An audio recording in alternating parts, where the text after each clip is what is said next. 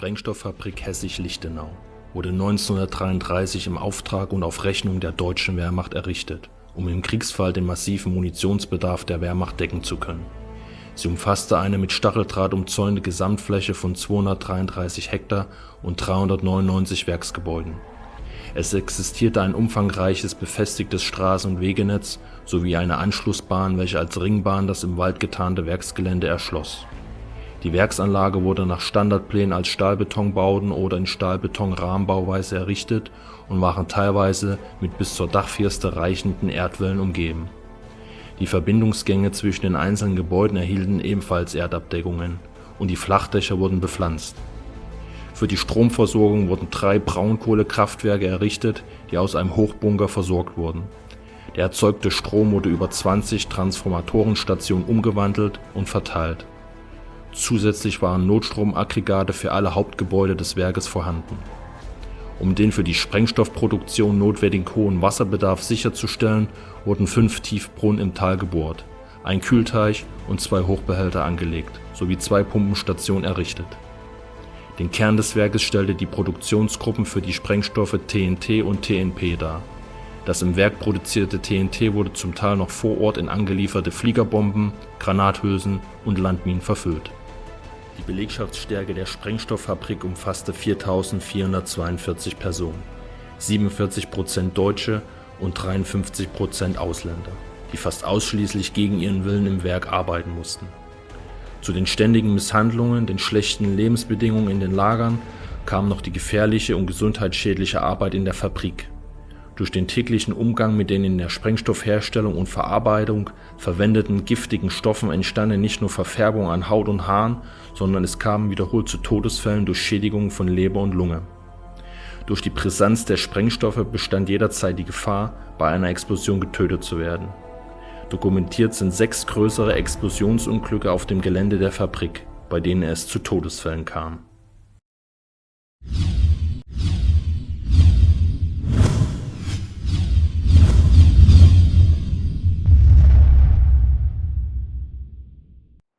Ja, hallo Leute und herzlich willkommen zu einem neuen Video auf unserem Kanal. Wir sind heute unterwegs zu einer sehr großen Anlage, und zwar die zweitgrößte Sprengstofffabrik damals im Dritten Reich. Die hatten wir schon mal besucht, aber nur einen kleinen Mini-Teil. Und zwar an dem Kohlebunker sind wir damals gewesen und alles, was ein bisschen drumherum stande. Und heute wollen wir uns mal ein bisschen mehr anschauen, weil das Gebiet ja riesig ist und in mehrere Teilabschnitte praktisch gegliedert war, wo wir heute mal ein bisschen nachforschen wollen. Also wir bewegen uns jetzt gerade im Bereich Presse, Fertigmachung, wo letztendlich die letzten Schritte passiert sind für die Herstellung von Munition und Sprengstoff, und zwischen der eigentlichen TNT-Herstellung, der eigentlichen Sprengstoffherstellung. Und ja, in diesem Abschnitt bewegen wir uns, und ja, da wollen wir schauen, was wir heute im Einzelnen alles an möglichen Gebäuden noch finden können und Hinterlassenschaften.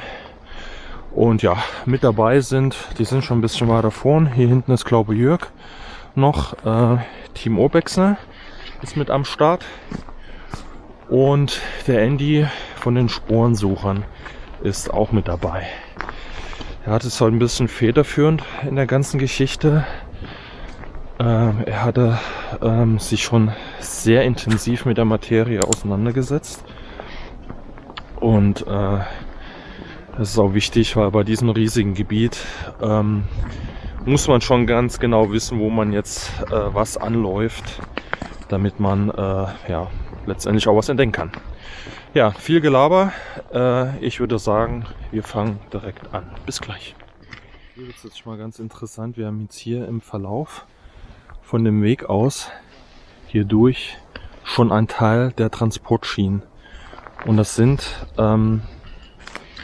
ich glaube, irgendwas um die 30 Kilometer insgesamt, und innerhalb der Anlage waren das so um die 17 Kilometer reines Schienennetzwerk, was die einzelnen Anlagen miteinander verbunden hat. Und es geht dann hier direkt weiter. Das ist auch keine Schmalspurbahn, das ist auch schon was Größeres. Ja, nicht schlecht. Ja, schauen wir mal weiter. So, wir sind jetzt hier nochmal im Bereich des Kohlebunkers. Das ist mit das größte Gebäude, was hier eigentlich steht. Ziemlich am Rand von der Anlage, den man später noch hinzugefügt hat, um einfach die Kohle zu bunkern, die die Anlage brauchte. Weil, um einfach schneller die Kohle an den verfügbaren Orten zu haben, wie zum Beispiel an den 2 Kraftwerken. Weil das zu Anfang halt ein ziemliches Chaos war über die Güterwagenbewegung in und außerhalb von der Anlage, hat das immer teilweise zu so einem Verkehrschaos geführt.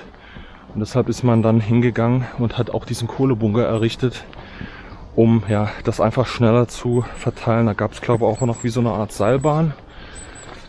Und das war natürlich deutlich effizienter. Wir haben jetzt hier auf der Seite versteckt, die kennt ihr vielleicht noch aus dem alten Video, können wir gucken, ob wir da vielleicht noch reingehen, diese Trafohäuschen, Trafobunker.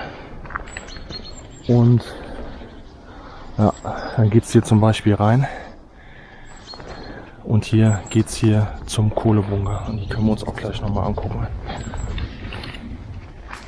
Hier nochmal eben zum Verdeutlichen, wir haben ja jetzt hier den Kohlebunker. Und das Gebäude, was jetzt hier nur noch rudimentär vorhanden ist, also praktisch die erste Ebene, das war eigentlich schon eines der Kraftwerke. Man hat hier jetzt eben eine Zuführung gehabt, höchstwahrscheinlich. Das müsste man sich dann nochmal im Detail anschauen. Hier oben über so eine Art Trasse. Und hier oben war halt das ganze Kraftwerk. Da hat man natürlich das relativ zeitnah zu dem Kraftwerk verbringen können, die Kohle.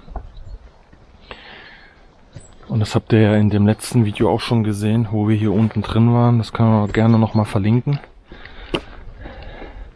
Das ist praktisch nur noch die Kellerräume. Aber das muss schon eine riesige Anlage hier gewesen sein.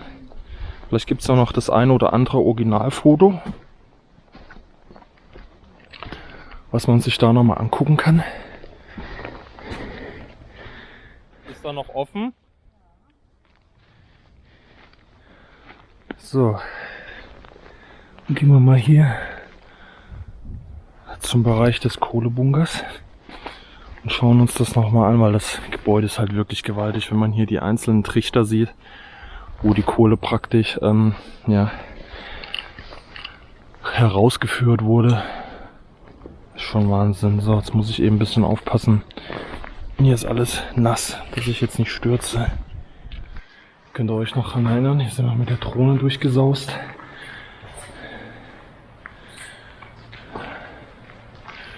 Und hier war höchstwahrscheinlich dann auch diese Seilanlage.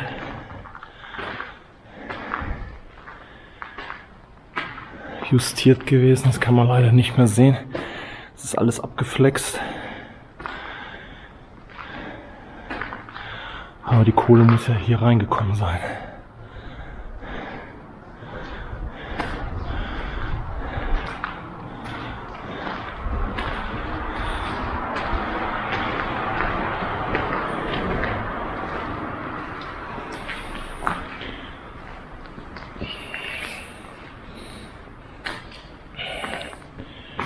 Ja, ich gehe mal nicht zu nah ran.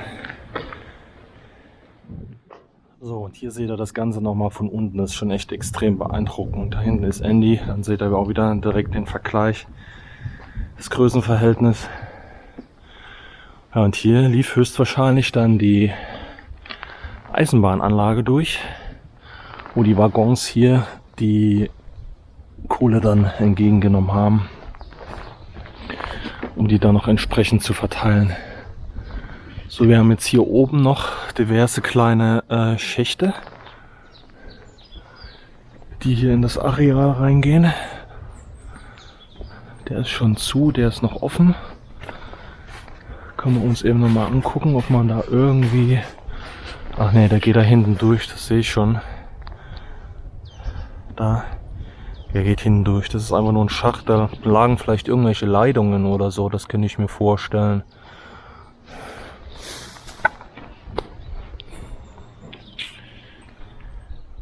jetzt bewegen wir uns einfach mal hier in das Gelände rein, wo wir noch nicht waren, und halten uns jetzt hier mal an so einen Hohlweg, an so einen riesigen, so einen breiten Hohlweg, der geht hier unten her. Der ist natürlich nicht natürlich, sondern den hat man gemacht. Entweder ging da Gleise her oder eine Zufahrt für LKW, weil man sieht es ja hier, das ist extrem breit. Das Ganze hat sich auch gerade noch mal geteilt. Da hinten ging es nochmal in diese Richtung. Und ihr seht das hier unten, wie breit das Ganze hier ist. Das konnte man wahrscheinlich, oder es wurde überliefert, hat man das Ganze auch abdecken können. Also Tarnmaßnahmen gerade über diese Doppelgleisanlagen, damit man das von oben natürlich nicht sehen kann. Ne? Dann gab es dann auch auf den Dächern entsprechend Erdaufhäufungen, da wurden Bäume, Sträucher gepflanzt, und die Bunker wurden auch so gebaut, dass die halt keine klaren Kanten und Ecken und sowas haben, damit man das von oben als natürlich einstuft. Ne? Und ja, um das einfach zu tarnen. Das Ganze wurde ja auch nicht entdeckt.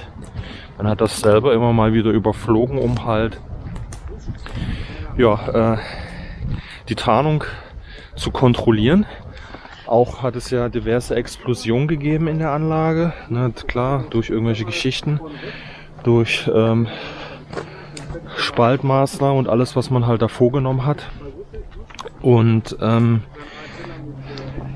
durch diese Explosion hat sich natürlich dann die Tarnung auch verändert, oder die Tarnung wurde aufgehoben an gewissen Punkten. Oder auch durch die Rauchentwicklung der ganzen Abgase, die ja sehr, sehr kritisch waren und dann auch das Laub von den Bäumen angegriffen haben. Auch das war ein Punkt, was halt die Tarnung immer wieder zerstört oder beschädigt hat und wo man halt immer wieder nacharbeiten musste. Ne? Das war halt ein laufender Prozess, das Ganze halt wieder herzurichten.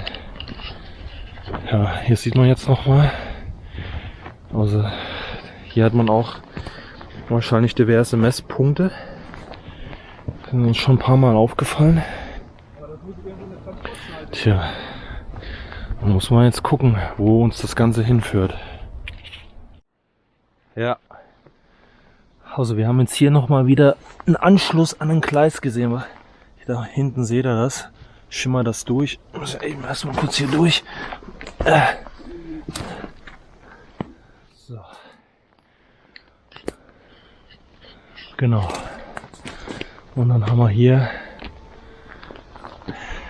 in diese Richtung und hier Richtung Kohlebunker, nämlich wo wir gekommen sind, praktisch eine dieser Strecken, die noch erhalten sind. Ja, jetzt haben wir hier nochmal ein weiteres Produktionsgebäude gefunden. Hier hat man jetzt eine Erhebung, das sieht aus wie so eine Art Bunker. Und hier nochmal ein Nebengebäude. Aber so wie das aussieht, ist das hier höchstwahrscheinlich zugemacht. Genau. Aber hier konnte man rein, hier hat dann auch irgendwas stattgefunden. Wir müssten jetzt in der Höhe der Abfallanlage sein. Oder schon Richtung TNT-Produktion bzw. Verfüllung auch. Ja, man sieht es hier. Hier ist wie eine Art Kamin. Und hier hat man das Ganze verfüllt, Erde vorgeschoben und hier ist betoniert. Hier sieht man noch den Pin von der Eisentür. Ja, sehr massiv. Außer hat man hier drin auch irgendwas produktionstechnisch verarbeitet,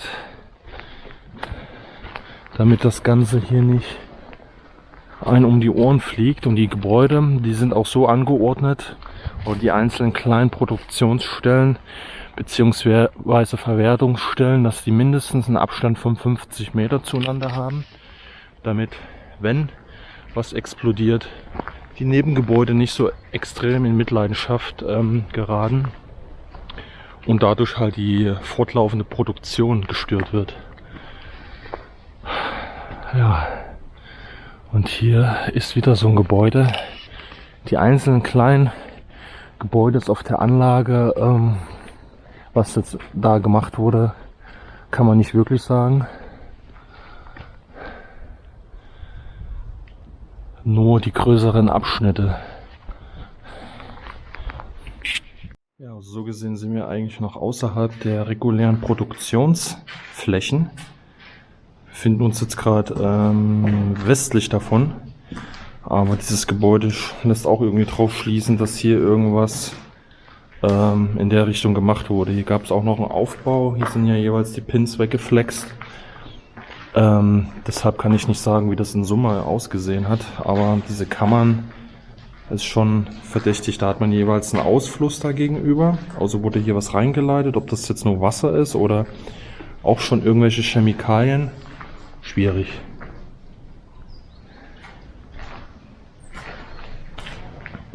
Naja. Schauen wir uns mal die nächsten Sachen an. Ja, wir sind jetzt hier in den Produktionsbereich gekommen und haben jetzt hier einen von diesen Kühlteichen. Sind hier hochgekommen und hier gab es wahrscheinlich über eine Sperre, konnte man jetzt hier diesen Zufluss steuern. Hier ist nämlich noch ein Kanal, der jetzt so einen Bogen praktisch zu diesem Gebäude da unten macht, wo man aber nicht ganz genau weiß, was da letztendlich gemacht wurde. Ob das jetzt irgendwie ja, wie so eine Art Klärbecken war, ja. Oder ob man da schon irgendwie Chemikalien mit Wasser verbunden hat, für irgendeinen Prozess. Ist leider nicht ganz klar. Das muss man sich zum Teil ein bisschen hier denken und zusammenreimen. Aber wer das jetzt anhand der Videos und Aufnahmen sieht und da besser Bescheid weiß, der kann das natürlich für die Allgemeinheit hier in die Kommentare auch mit reinschreiben. Das hat er dann für jeden auch einen gewissen Mehrwert, dass man da vielleicht mal Informationen zusammentragen kann. Ja, wir werden jetzt weiter Richtung eines Bereiches gehen, der über die Schummerungskarte als ja nur ein riesiger Krater zu identifizieren ist. Und da befinden wir uns definitiv dann in dem Produktionsbereich der Abfallanlagen. Ja, wir sollen mal schauen, was das da jetzt vor Ort ist und was es vielleicht gewesen sein könnte. Ja, Melanie und Dennis haben jetzt hier Spurensucher Melanie haben hier wieder was entdeckt. Und zwar, ja, das Dach ist hier schon weg. Und das sieht man, hier geht irgendwie, weiß nicht, ob da Ende ist oder zumindest geht da ein kleines Löchlein rein. Ja, das wird hier auch irgendein Produktionsgebäude oder Bunker gewesen sein.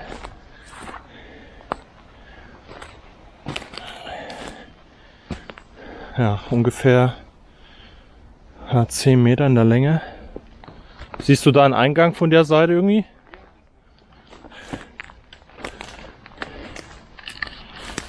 Ne, ist alles zugeschoben. Hier liegt alles Mögliche drauf, aber vielleicht ist jetzt hier im näheren Umfeld noch mehr zu sehen.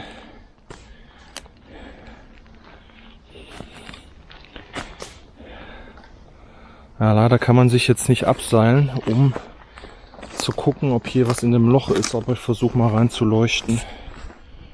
Wir haben jetzt hier im Prinzip dieses Rondell, was wir gesucht haben, was wir in der Schummerung erkannt haben. Hier sind überall solche Mauerungen, was aussieht, als ob das mal Kamine, Schlode oder irgendwas in dem Bereich gewesen sind. Und man hat jetzt hier diesen Wall. Und theoretisch gesehen hat man die Welle auch ein bisschen errichtet, um bei einer möglichen Sprengung, Explosion, dass das hier nicht groß drüber hinausgeht.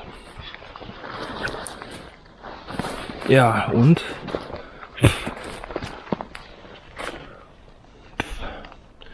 hat hier jetzt da unten noch einen Bunker und hier sind wir jetzt mitten im Wall. Ja, gucken wir uns das Ganze mal an. Das scheint dann wirklich dann die Produktionsstelle irgendwie gewesen zu sein. Jetzt haben wir hier einen richtig massiven Bunker wieder. Ah, cool. Müssen wir mal reinleuchten. Jo.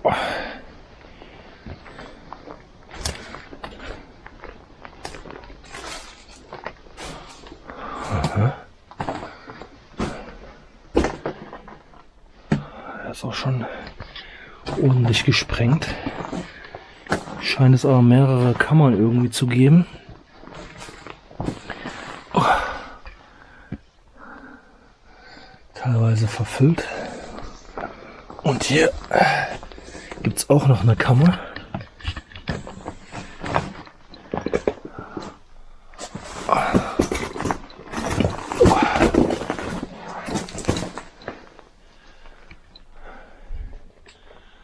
Ja, es sind ein paar Seeschlitze hier. Also das ist jetzt nicht irgendwie für eine Verteidigungsgeschichte, sondern der hatte hier eine besondere Aufgabe an der Stelle für die Verarbeitung von Sprengstoff. Da unten liegt scheinbar ein Geocache, da ist so eine Büchse mit irgendwas drin. Ja, aber sehr interessant. Aber an dieser Stelle passierte halt irgendwas mit der Abfallverwertung. Aber nur hier ist auch so massiver Trichter im Gelände zu erkennen. Das sehen wir sonst nirgendwo. Deshalb ist das schon außergewöhnlich. Aber hier muss irgendwas Extremes passiert sein. Oder in der Verarbeitung. Ja, was Explosives so gesehen, das halt das notwendig gemacht hat. Das ist schon ein ordentlicher Umfang. So, jetzt sieht man hier mal am Rand, das ist jetzt hier so ein Trafo-Bunker, wo wir letztes Jahr auch mal einen hatten. Man sieht dann hier noch, hier Vorsicht Hochspannung und so weiter, da noch die alte Schrift. Und ja, da geht es im Prinzip rein. Da stand dann höchstwahrscheinlich die Hochspannungsgeschichte drin und irgendwie geht es dann rechts auch runter. Aber dann gucken wir gleich mal, ob wir da noch was anderes finden. Weil hier wird es auch noch mal richtig interessant. Weil da kommen jetzt auch noch ein paar größere Anlagen. Da kann man jetzt leider nicht mehr drauf, weil es jetzt nochmal ein separates Betriebsgelände ist. Aber hier waren auch diverse Anlagen installiert.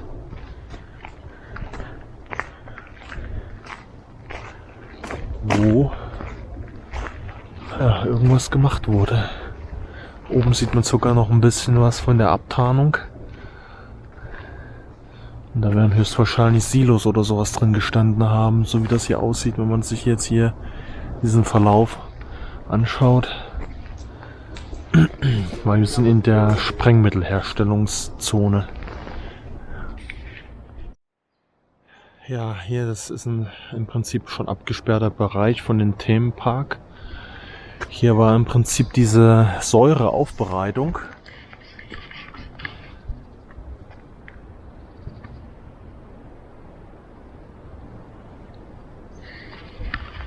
Wo man mit erheblichen Geldmitteln diese Anlage bereinigt hat.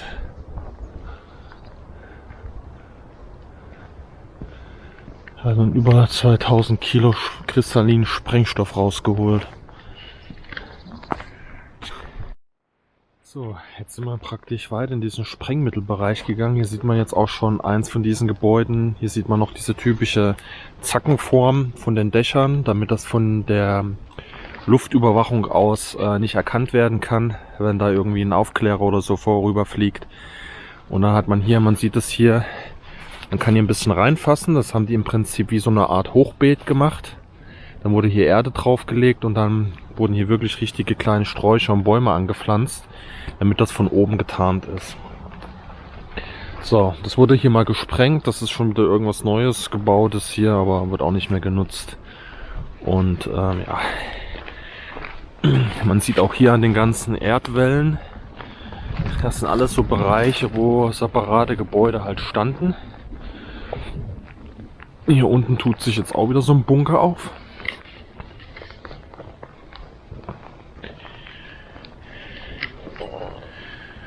Ja, das scheint wieder so eine Art Trafo-Bunker oder sowas zu sein. So, und hier kommen wir jetzt nochmal zum größeren Gebäude. Also das Wetter, haben sie heute angesagt, ist auch gerade am Umschwenken. Hier werden auch noch Sachen gestanden haben. Hier sieht man noch die Erhebungen und teilweise Beton rausschauen. Und hier ist jetzt nochmal ein ganz großes Gebäude. Aber da weiß ich jetzt leider auch nicht genau, was das für ein Gebäude ist. Wir sind immer noch im Bereich Sprengmittel, Herstellung und Weiterverarbeitung. Das überlappt dann da. Tja. So wie so ein kleines Hochhaus hier. Ja, sind wir hier drin. Ja, ganz komisch, ne? Ich kann jetzt auch wieder überhaupt null sagen, was hier letztendlich passiert ist, ne? Also irgendwas mit Säuber, ist klar, also nur Herstellung, Verarbeitung.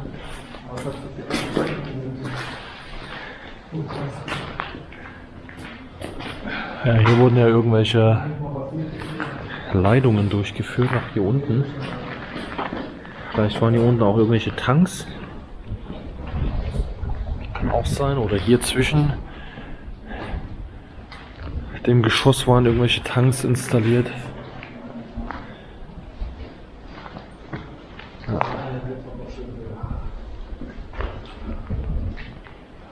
Krass. Sieht schon wild aus, das Ganze.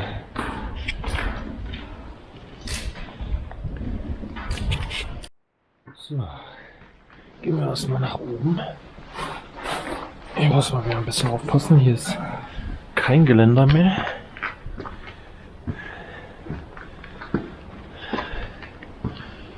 Ja. Und hier sind jetzt noch die Aussparungen durchgängig. Wahrscheinlich Zylinder oder irgendwas gestanden.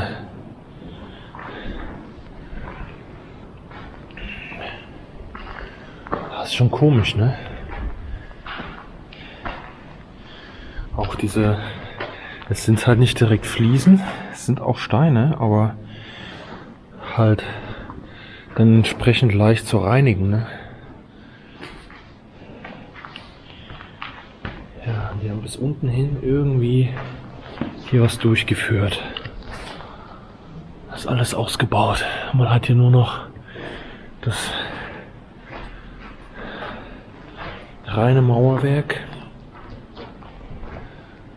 Auch mit den Fenstern, das ist glaube ich auch so was Spezielles gewesen. Auch hier ist nochmal irgendwie an der Seite auch nochmal so Platz gelassen. Ja, keine Ahnung. Vielleicht für die Belüftung allgemein gut. Schwierig, das zieht sich bis oben hin. Also keine durchgängige Decke, sondern an den Seiten hat man das noch so belassen. Warst du schon ganz oben? Nee.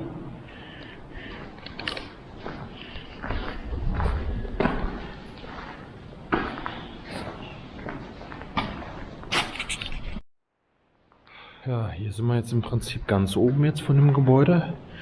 Und ihr seht ja jetzt auch nochmal die einzelnen Arbeitsstationen, würde ich jetzt einfach mal so sagen, wo hier irgendwas stand. Und ja, es mutet irgendwie so an, als ob man so im Schwimmbad ist. So kleine Becken für Kinder.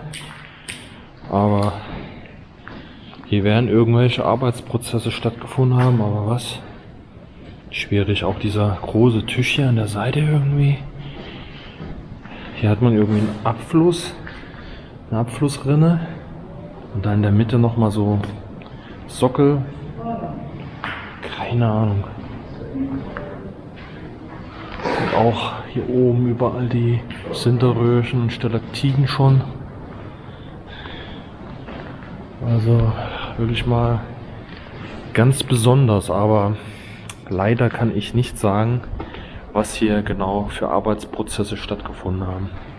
Wir müssen immer noch im Bereich Säureherstellung und Sprengstoffproduktion sein. Schwierig, aber vielleicht weiß es jemand von euch.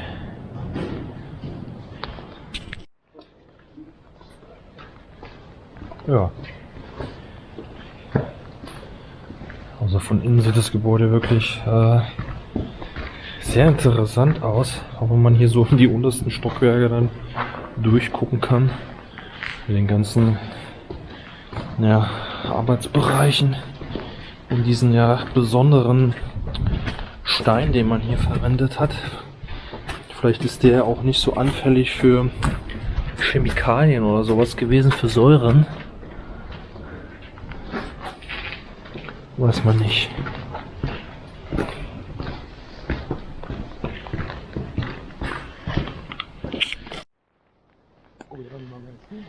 So. Hier haben wir auch wieder den nächsten Bunker, also ist ziemlich hoch, also wenn man das jetzt mal so sieht. Ungefähr 2 Meter. Also sehr hoch. Das könnte aber jetzt hier so eine Art Munitionsbunker einfach sein. Hier wurde das Dach schon wieder abgesprengt, nachträglich. Also man hat nach dem Krieg hier viele Sachen gesprengt einfach nur. Was zum Teil halt auch ein bisschen schädlich war, weil man somit die ganzen Munitions- und Sprengstoffreste und überhaupt Chemikalien auch wild hier in der Landschaft verteilt hat. Das war natürlich nochmal um einiges problematischer, um das hier dann auch wieder aus dem Boden zu holen. Ja, ziemlich großes Portal. Man hat hier immer so eine Art kleineren Zufahrtsweg.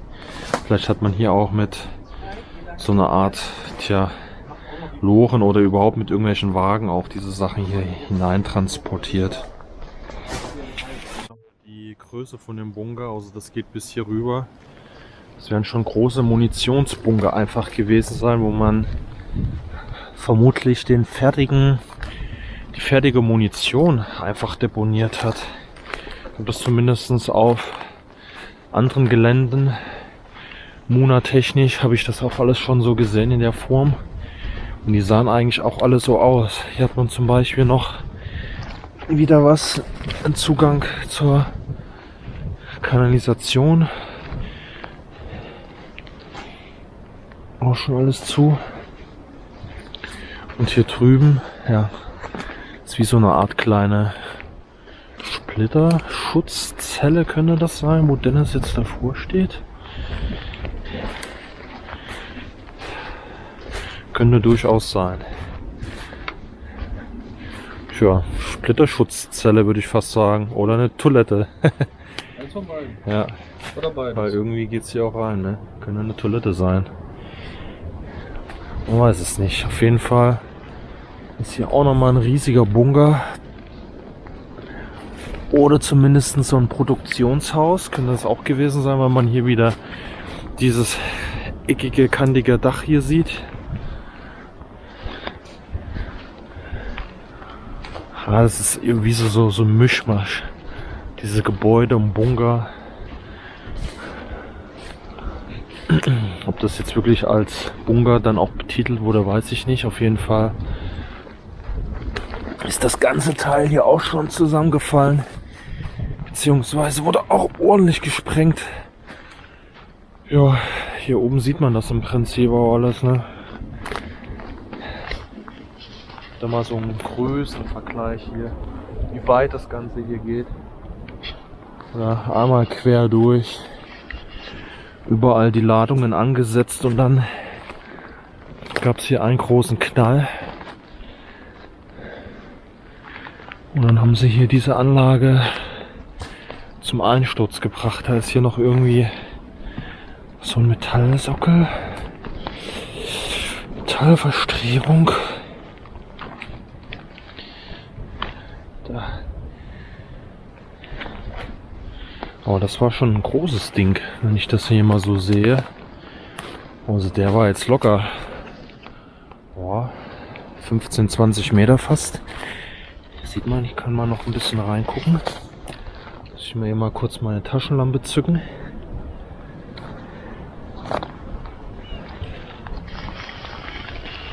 So. Dann können wir das sehen. Dann geht's nochmal rein. Und hier oben da liegen jetzt viele Metallsachen rum. Das ist irgendwie zum Teil von der Dachrinne irgendwas. Und man sieht das da befestigt, das ist irgendwie am Dach gewesen. Ja, ringsrum um das Dach war das angebracht, das Ganze.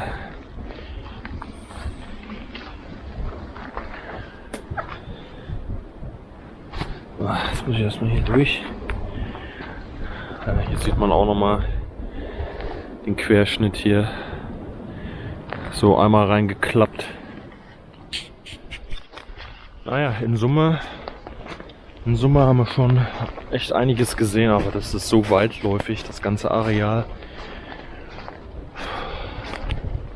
Das läuft man auch nicht mal eben ab, oder dass man jetzt ein genaues Ziel hat, was man ansteuert. Irgendwie läuft man dann doch schon irgendwie wild durch die Gegend und hat nur ungefähre Angaben, wo was sein kann. Das, was man auch irgendwo betreten kann, das kommt ja auch noch dazu. Wenn dann Gebiete umzäunt sind oder so, dann wird es ja auch problematisch. Hier haben wir jetzt nochmal ein interessantes Gebäude entdeckt, so wie ein Gebäude im Gebäude. Also man hat jetzt hier irgendwie eine Mauer und dann ist hier in der Mauer dann das Gebäude. Hier oben war auch noch irgendwas drauf, als ob das auch noch mal gesichert wurde, das Gebäude, was hier drin ist. Aber man sieht ja da den Treppenaufgang. Das ist ja wirklich sehr merkwürdig.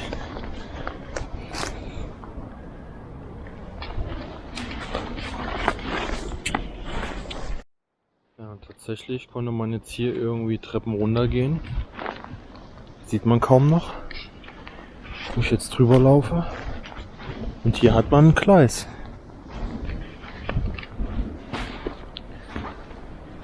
Hier hat man ein Gleis.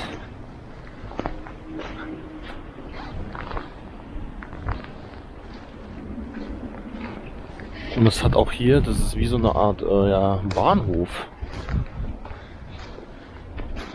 Hier hat man wie so eine Art Bahnstation jetzt auch, eine Rampe.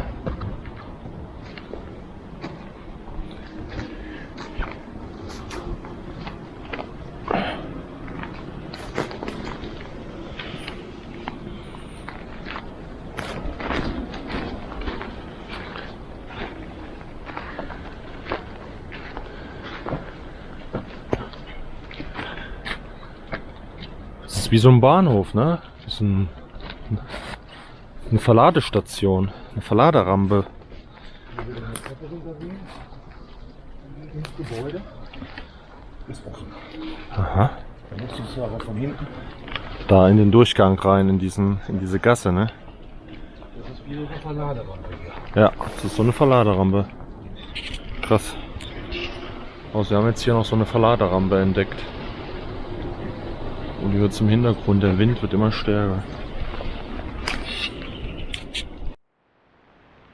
Ja Leute, ihr hört es vielleicht schon im Hintergrund.